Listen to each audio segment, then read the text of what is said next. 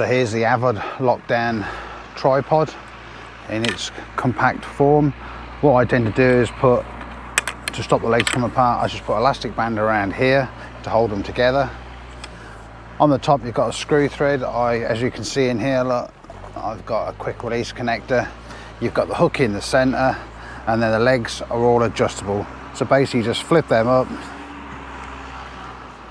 adjust them to the size you want.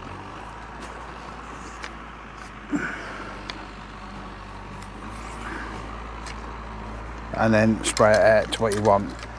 Obviously that's low, I've done it so you can see in the camera. You can have it different heights, and it's nice and sturdy, as you can see. So quite a quick setup, nice and lightweight, and packs down really small. I used to use the Fox one before this, and I really do like the Fox one. It's really sturdy and strong, but I tend to use that more in France. For around the UK, I use this now because it's lightweight and compact, and it does have a few extra options that I will show you now. So on the top here, you have a thread that you can put things on. Now I've got a quick release adapter on there. If you've seen my other reviews, you'll see I use these quite a bit. So what I can do is I can slip the other bits in, and I can use it for different things. Sometimes I'll have a light on there, sometimes I'll do like, I've got where I hold my phone and a light, and it can video from above if you want to do something like that. And sometimes you can put even put a what's it called, a butt rest in there. So if you want, you can have one rod up quite high if needed, basically. So there's quite a few options, and I'm sure you could come up with some other ideas. But just a nice little thing to have an extra sort of option, really.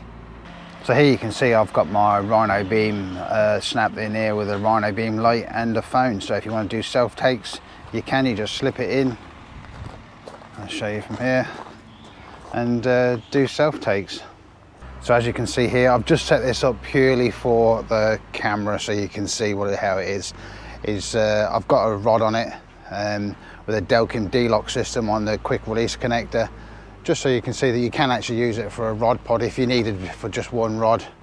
Let's go in there so you can see, D-lock system on the quick release. So yeah, great that you can do several different options rather than just one thing. Not how I use it very often, but I've just put a butt rest in there, and there you can see I've got the landing net handle and landing net there, so you can just walk out the bivvy and just grab hold of it. Again, it's not how I use it very often, but just thought I'd show it because it's just another option.